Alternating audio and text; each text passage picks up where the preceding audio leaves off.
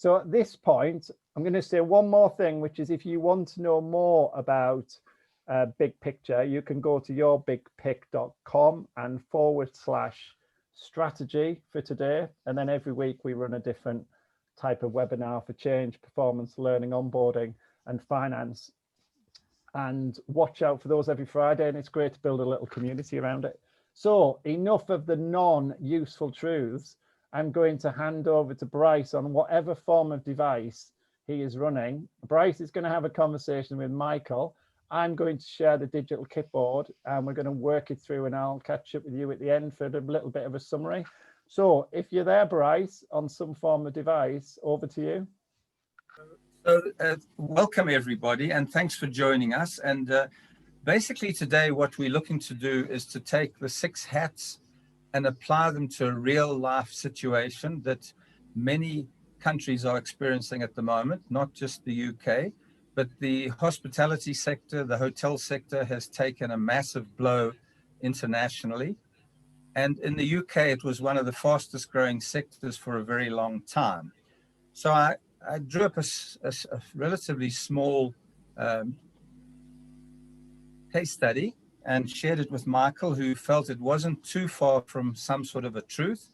And the idea was to see whether we as a team, using the different symbols and the different hats and the different functional areas of the Big Pick, could come up with some useful ideas that could become gems, hopefully, and would play a useful role in the hospitality sector going forward. So Michael is our maven. That means he's not a raven, but an expert on things. And we're hoping that as each person puts something on the board, an opportunity that they see, and link it to their particular portfolio, that Michael would be able to give us a bit of insight, and that as we work our way through it, we'll get to the end with some useful truths, as Martin calls them, or gems that could be taken forward. So it's very much an attempt to put things in a particular context. A small hotel group that's in great difficulty at the moment. It's got restaurants, it's got pubs, it's got normally got guests, and all that has now fallen by the wayside to a large degree. And we're here to try and work with it and come up with some solutions. So the board you'll see is set up so that each of you has a particular area and a particular symbol. And there are a whole lot of opportunities on the right-hand side that are generic in a way. And what I'm hoping is that each of you will be able to pick one up, put it on the board next to you, add some more text to it if you feel necessary, but then just speak to it. And then as we go through, Michael will just comment on what he feels about it. And towards the end of the process, we'll try and order them into the ones that are gems. So Michael, welcome again. And you're not the sage on the stage, but you're the maven for the evening. So we're looking to you to give us some feedback. And once you've put yourself on the board with a particular opportunity, then if you wouldn't mind starting to look to see what links you can make between your idea and that put forward by other people. The people up near Hewell, there is a replace marketing using robotics, or redesign all experiences, retrain with smart bookings. And then in Richard's, I can see education starting to move into his box. Martin's box or rather Andrea's box at the bottom has got repurposing of technology, I guess. So we're going to ask her to speak to that in a moment. And yes, so if you wouldn't mind, hopefully shortly everyone will have something in their box with them and with their particular aspect of the business. And we're going to go around then and just ask each person briefly to tell us what they see as being something that could help with the maintenance or rebuilding of the hotel sector and the hospitality sector.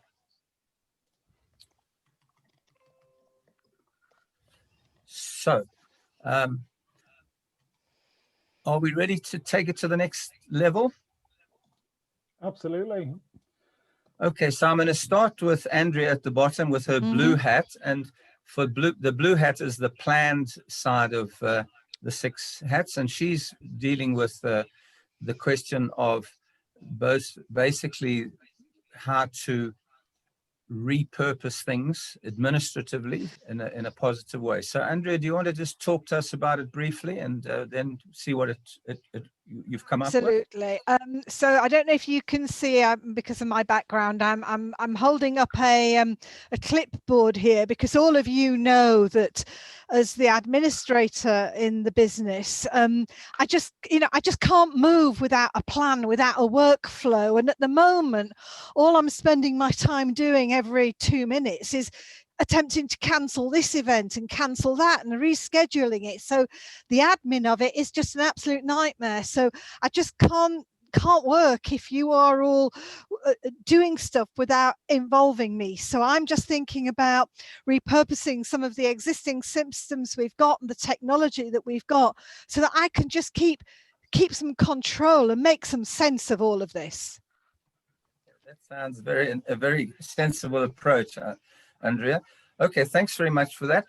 Can I move clockwise, sort of, and go to Hewell at the top in the marketing portfolio? Normally he wears the finance hat, and he's more factual, but today he's got to come up with some ideas, and he's got to think of the customer, and he's come up with a few ideas there. Hewell, do you want to share them with us? Yeah, okay. The first one I've put down there is to use robotics. Why would I think of having something like that in the marketing area? Well, one of the reasons that people are unable to take part in going to hospitality is because of this COVID-19. But if we look at introducing robotics in certain areas of the business, for example, at reception and so on, or maybe even at the bars, then people would be able to start going back into hospitality areas. Now, of course, that will mean that you have to talk about the return on investment and so forth. But that's one idea that I had of trying to get through this COVID situation. Then another one that I had was to change the experience. Instead of you just having rooms, make it a full experience. So the room goes along with an event that's going on either in the area or in the hotel itself. So there is more value for money for the people that come along to you. Then another one that I put down, which is at the bottom, to remodel it to include sustainability. There's a huge drive at the moment for the green approach. So, a lot of people might want to know whether you are using plastic or whether you're on board with all of the sustainability. And the more of that you can model, then the more interest that you might get from your customers. And then the last one that I put down there was smart booking. Instead of when somebody just books in and says that they want something, be proactive. Get in touch with them, find out exactly what they want, what more you can do for them. It's like smart learning. Get in touch with the people before they come to you, so that you're giving them more by the time they come to see you. So those were ideas that I thought might help to bring some custom into the hospitality arena. Thank you. And for those people who thought finance people were very boring, you can see that once you put them in the marketing section and give them a couple of ideas, they really get going. And Michael, any thoughts? And a green hat, Bryce. And a green hat, yes. Michael, any thoughts from you so far? If you would just come in whenever you feel it could be useful and you have an input. How do you feel about what Andrea and Hewell have said so far? Yeah, I definitely see I've failed because a lot of people working within the industry or within this hotel as well, they normally have a rhythm, and that rhythm has been taken away from them, and thereby there's chaos in the organization. So there's definitely something about that can be fulfilled right now. and there's a challenge around that. But actually, there's also a power coming back to the rhythm, because hospitality is like any business, is about consistency of the experience. So if we start to get our ducks in a row again and start to plan instead of just running around panicking and do firefighting, I think that's spot on. We need a bit of planning here and a bit of breathing and a bit of calmness to navigate the pandemic, or else we'll just make some huge mistakes. And then over to the marketing, definitely, technology or robotics is definitely something we will look into and do. No contactless is the first step. And then also how we can actually serve the customers with technology delivery or takeaway and so on. And then, the whole experience of booking into a hotel or eating at our restaurants will have changed and will change forever, because people actually like to pay with these devices, and actually makes the experience easier for them. So the employees can actually focusing on that experience everybody talks about in hospitality. And I think that's here to stay, even on the other side of this. Yeah. Very much. Okay, Chunchen, I'm coming your way now. I can see you putting up all sorts of interesting thoughts up there. Do you want to share them with us? Yeah, hello everybody. Well, I'm looking at this question from the team's perspective. Obviously, I'm looking at the people, and the main challenge I see for the hospitality group would be to set up a strategy that is refreshing and re-energizing, and that's a fun strategy for the people to have a buy-in to it. So that for the people to have an attachment to it, I see that it needs to be something, like I said, that they will make use of. They will find something for themselves in it. And I'm looking at the strategy can be summarized, what I've got in mind, in 3 headings. One of them is the planning, the other one is the training and the coaching of the colleagues under this new strategy and new vision. So to do so, I believe the hospitality sector or the hotel group needs to understand, what do people really want? What do they want to see that's going to make a difference from 2020 or 2019? So they want some kind of an involvement. They want partnership. They want personal development, ongoing learning. They want to see a culture that cares about them, a genuine concern about their health and well-being, especially going after the COVID, and hopefully it will be post-COVID time.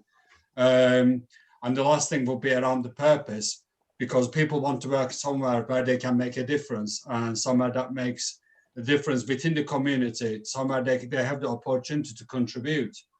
So what should the strategy be set as? I believe, again, looking at the same, under the same headings on the planning, we need to get the people to have ownership and to get them involved in the strategy, in the vision setting, asking for their ideas and sharing their opinions and sharing all the information and providing them with regular updates, continuously keeping them in picture. The next thing will be around, again, I mentioned ongoing learning, training. It's about training the colleagues in their job, giving them the personal development opportunities and helping them keep on learning and providing them with a safe working environment where they can use initiative and they can take risks, calculated risks, and they know that they're going to be in a safe place when they make mistakes. And then also providing them with some coaching, encouragement and appreciation to their work, helping them with their personal problems and issues, not with the problems only at work, by showing them that real care and helping them to succeed. And this way, I believe we can actually attach the colleagues and all the team around the vision and the new purpose that we've got set up. Thanks very much. Wow. Nice. A very interesting way of seeing that process, and it really plays right into Richard, who was given processes and also the red hat, which is the emotional side of the whole model. And I think Tunshin's touched on it very nicely for us. So I put 3 on there, and it's difficult for us to process people because we don't really do emotions. But starting at the process end, the first thing I wrote down was systematize.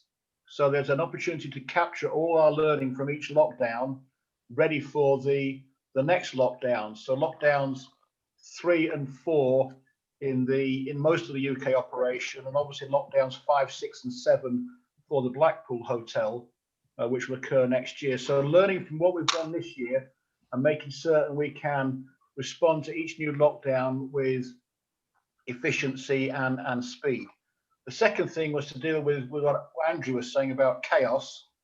Obviously, part of what the process people should be doing is making certain that all the process descriptions, maps, and models are updated to reflect how the organization is operating today and how it wants to operate tomorrow, which will be different from how it was at the beginning of 2020.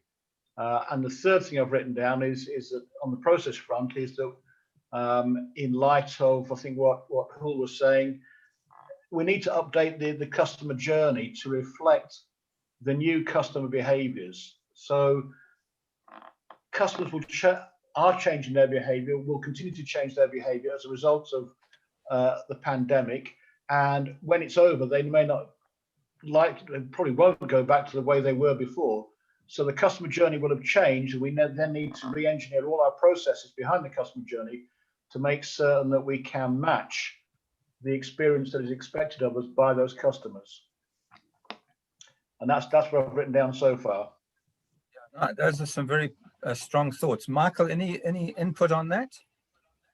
Yeah, I want to go back to purpose and strategy first. And this is probably going to be a bit generalized. It's not so much on the hotel group, but I think one of the big gaps in response from leaders when this happened in the industry was went into almost going into the into firefighting more than actually revisiting. So the mavericks, I call them, of the industry actually went in and revisited their purpose and values and said, what principles are we operating for in this situation? How are we making decisions? An example of that is people saying, you know, no man left behind, people first, no matter what. We're not going to make anyone redundant, as this is the last resort.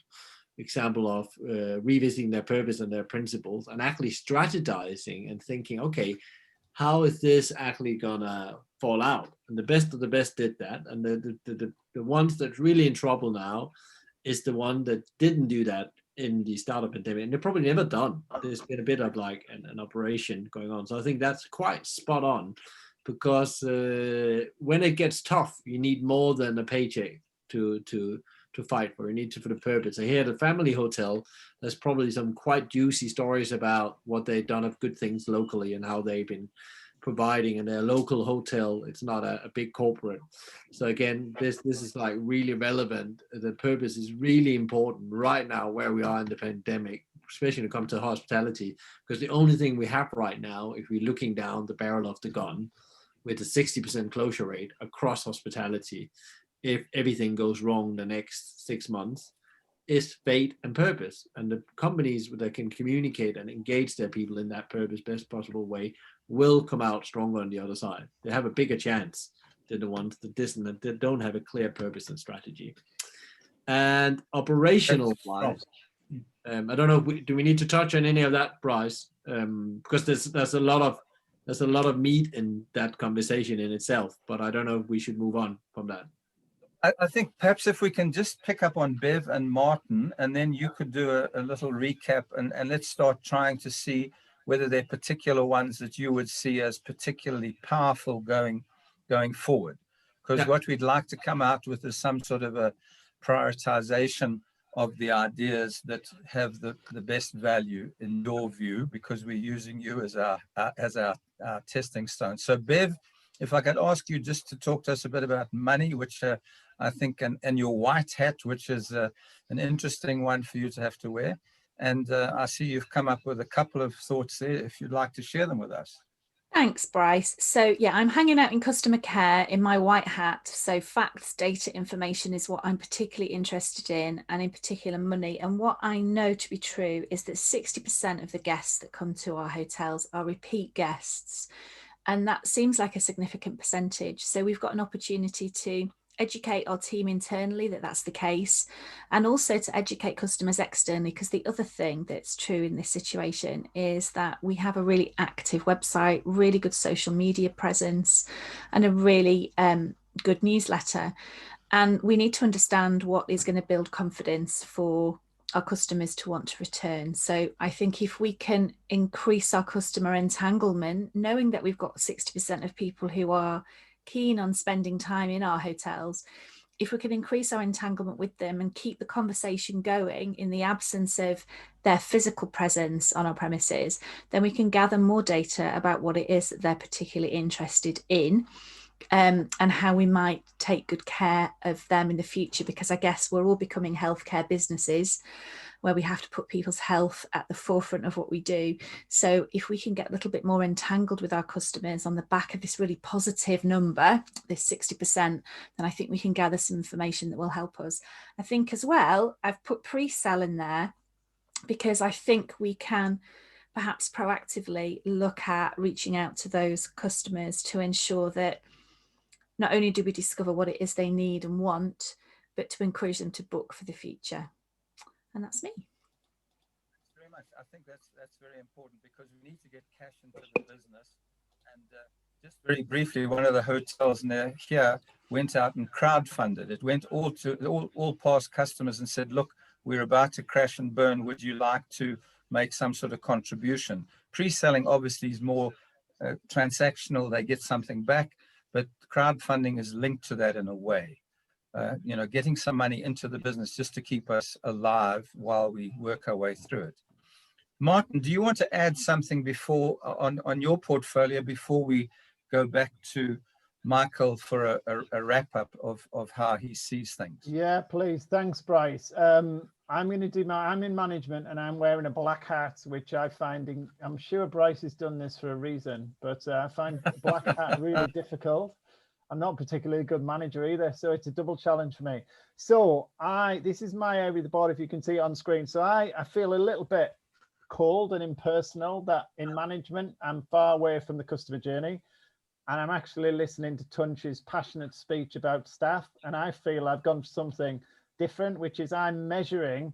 I've got a real worry and a concern that the assets that we have within the hotel, I mean, different types of assets, so human assets, and actually sounds very cold, doesn't it? And actually different services that we offer. I don't think they all add value to this business. So what I'm going to do is use the measure symbol to do a bit of return on investment of what each asset brings to the business. I'm going to identify them assets with a process. I'm going to assess each asset with whoever is interested to work with me, because I know it's a family business and we've not been very good at this. And then I'm going to do a little bit of disposal and realignment. But what I've realized is that maybe a challenge I've got is that the purpose, that word keeps coming up. If the purpose of this business all the way at the top of the board isn't clear enough, I'm not sure against what I'm going to dispose of and realign. So I realized I need that connection, and the result of all of that will be an increased revenue. So I've used this green line in a way that I've not used before, but has been sparked by this session to run a lovely cash flow running from left to right across here. And that's where I'm at. So back to you, Bryce. Thanks very much. I'm going to ask Sholem to say a few words, but just interestingly from what you've said, Martin, one of the things one could do is, because they own their own hotels, they could sell them and rent them back. That would give them an injection of capital. So they would be disposing of their assets, but not permanently, or they would be permanent, but at least they'd have a rent back agreement. Yeah. Or they could pick one hotel, maybe the one in the center of London, and sell it outright. And because it's on a good site or something like that. Is that a type of refinance? Is that a type of refinance? Could I use that? That's exactly a refinancing and a I'm pleased about that, Bryce, because I don't want to have any fewer opportunities than anyone else. So now I've got 3. I feel like I'm in the cool gang. So there's a bit of gamification and competitiveness coming out there. So thank you for giving me my 3rd opportunity. So I'm almost as good as everybody else. Can I give you a few moments before we hand back to Michael? And we're going to then ask Michael to start trying to help us prioritize the ideas so far. So do you want to add something, Sholem?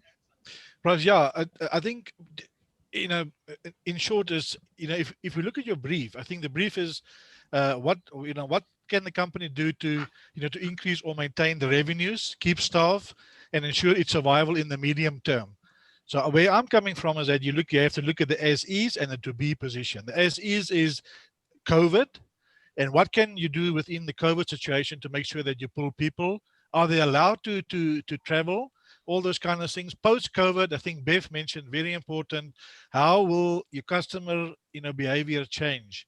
I think you also need to look at that, because at the end of the day, as people are not going to travel, they're going to be scared for the next. I mean, things that I read going to be scared. A lot of the people are scared to travel, obviously. So I think at the end of the day is, to me, there's a lot of good ideas mentioned, but the focus actually should be on the current. I mean, what can we do in the medium term? Like you state there, keep staff jobs. It's a family-owned hotel. Increase or maintain revenues. Look at the various revenue streams. What can be tweaked here or there to make sure that we maintain?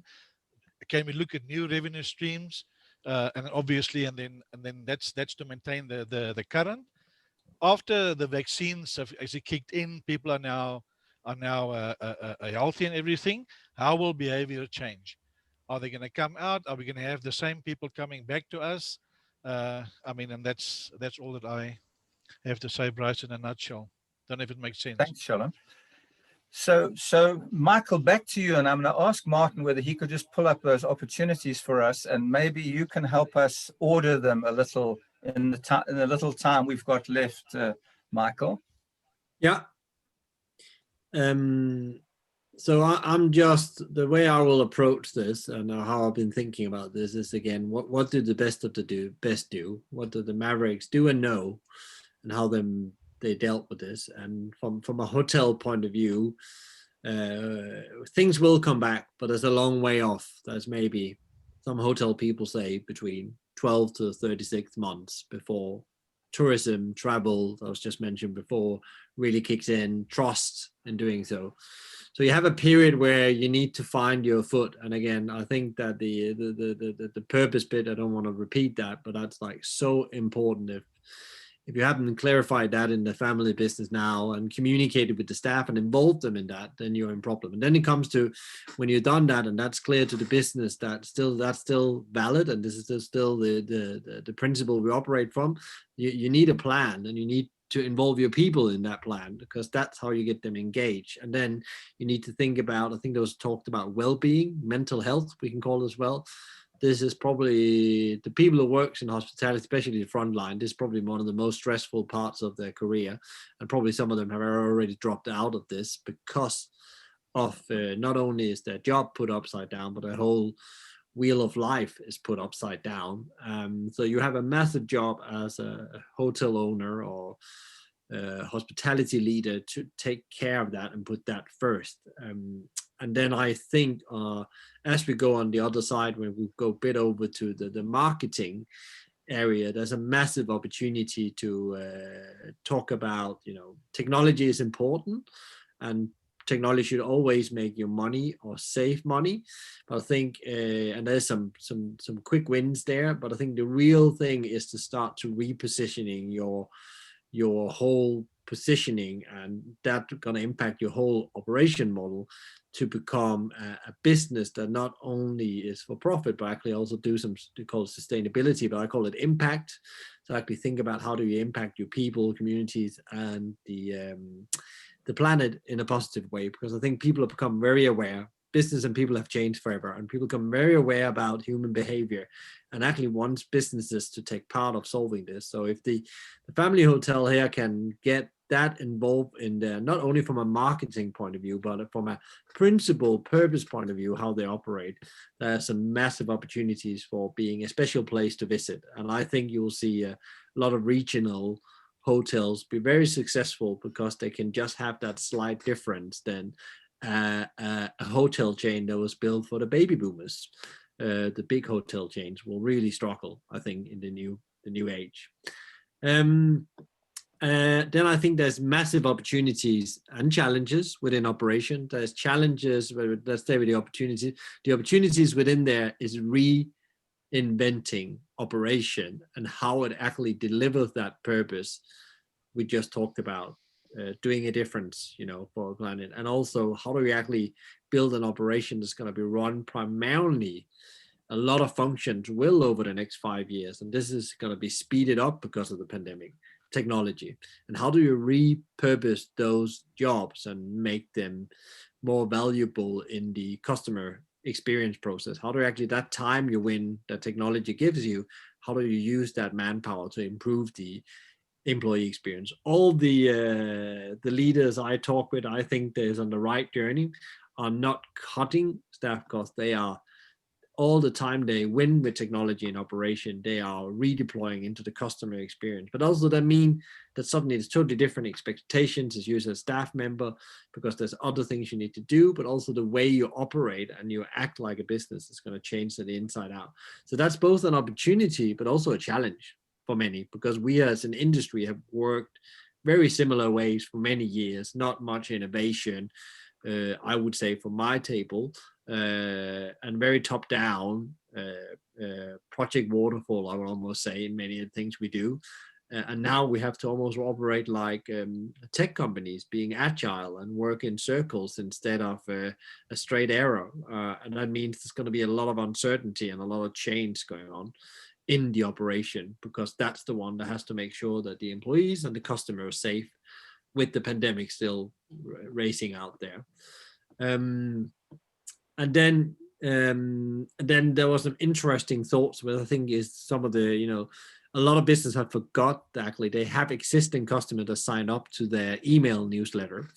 So the customer care here is actually to remember to tell them that you still are there. And a lot of hospitality businesses stopped communicating during this pandemic. And there's massive opportunity within social media, CRM systems, to actually build that relationship with the customer and keep on storytelling and selling to them. Because a lot of people are desperate to come out and do the human thing at eating at a restaurant with their loved one or their friends and family. So there's massive revenue on the other side, but you need to be ready, and they need to remember you, and they would, some of them, as Beth said, will prepay. That's no problem there. I've seen that myself as well. I think, and that's really one of the big opportunities, because you get cash in straight away to deal with the situation. But do you want me to stop That's there? great. I think can that's continue great. to death about this. So Yeah, no, that's great, Michael. Michael, I think if we give it back to Martin now, thanks very much for that oversight. Martin's going to put the cap on it for us. Yeah, that's brilliant. Thanks both. That was a canter around the board. I love this. I love the kind of structure of it, and I think everybody knew what role they were playing there. Some of the connections were amazing. What I'm going to ask, Michael, if you may, in the time we've got left, just in the 2 or 3 minutes whilst I'm wrapping up, I've been ordering and tidying, and I think a few of us have been translating what you're saying into the order of the opportunities list. What I would say at this point, if you could hold a hot pen in the remaining 3 minutes and just order the top 5 from that opportunities list on the right hand side, and I'll just let you do that whilst I wrap up.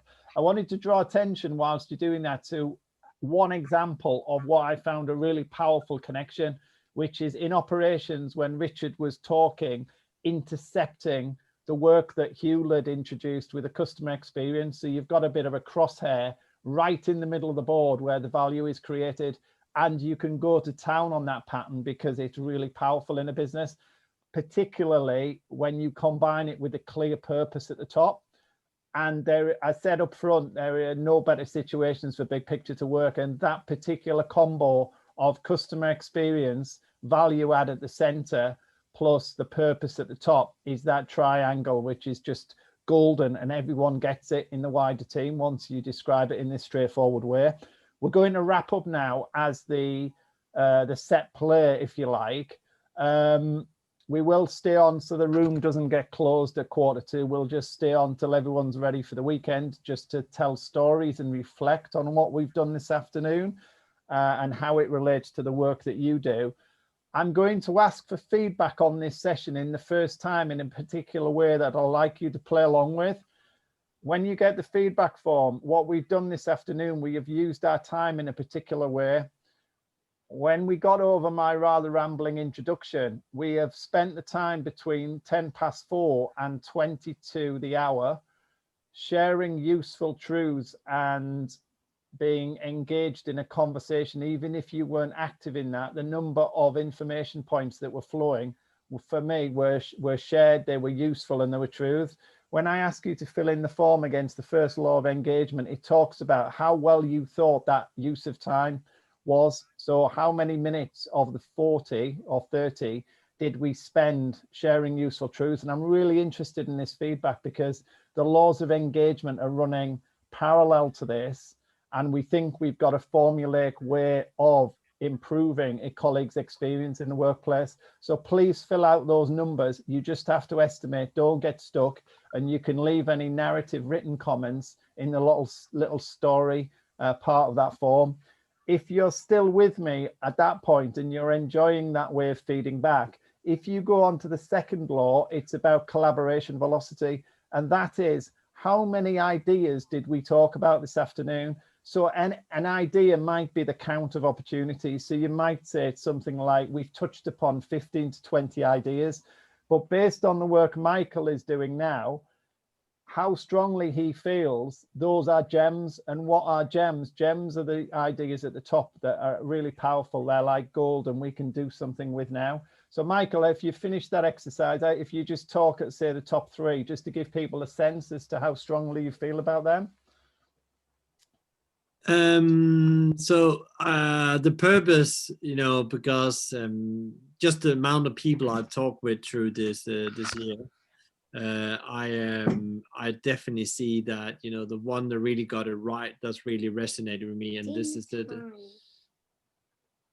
so my son is just here telling me that's something. Fine. He must. He obviously he feels strongly about purpose as well, which is good. That our young. He kicked the door up. as one singer once said, okay, children are our future. Okay, can you close the door? Good. His mom have lost control of the situation, That's fine. It was like the BBC News outtake. It'll be famous for years to come. So purpose at the top, not a big surprise. Purpose. So that's again, something I've seen, the very successful done. And then we had repurposed systems. I can't see all of it standing there. But again, I think that's, really important. It's not like all systems in hospitality business are flawed. They just need to be repositioned a bit.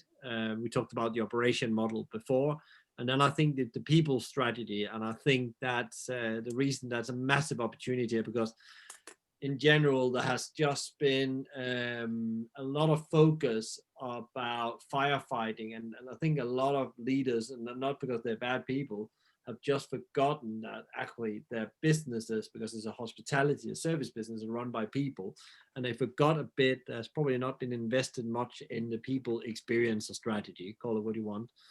And I think that if they don't start to reinvigorate that, and some have been really good at it. Honest Burger is an example here in the UK, Point A hotels.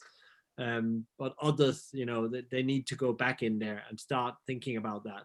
We're not in COVID panic anymore. And I think there's a massive opportunity there, because if your talent leave the business in this transition we're in now, it's going to be very hard to build on the other side, because they're the one that's going to make it happen. So, yeah. Fantastic. So we've touched on three there. I think I leave it to people's judgment when they get on to that second law. I posted the link for the first law. You can tippy tap your numbers in. You can then click through to the second law, and you will have to assess how many ideas you think we've generated in the time, and a little bit of guesswork, how many of those ideas you think are gems at the top. Just estimate. We're just playing along with this form of feedback. And at that point, we've completed our set play just 2 or 3 minutes over the time. So I'll stop sharing the screen. I always have to reflect back and listen in, because there's a flow of information there that almost gets too many connections in too short space of time. And our brain is picking off and filtering, because it's almost in survival mode. What information is actually relevant to each person is different. And we ran a session last week about what's in it for me. So everybody will take their own view. I think the exercise with the hats certainly put me in a mode of operation that was maybe more focused even then when I'm using big picture with the symbols, what big picture symbols and board does is it does frame the thinking. The addition of the hat, I thought may make it more complicated, but actually it makes it more straightforward, because I personally was thinking about a specific symbol, a specific area of the business in a specific mood or thought process. So I thought that was really interesting. I think it's certainly an area of exploration. So I'll formally close proceedings and thank everyone for joining.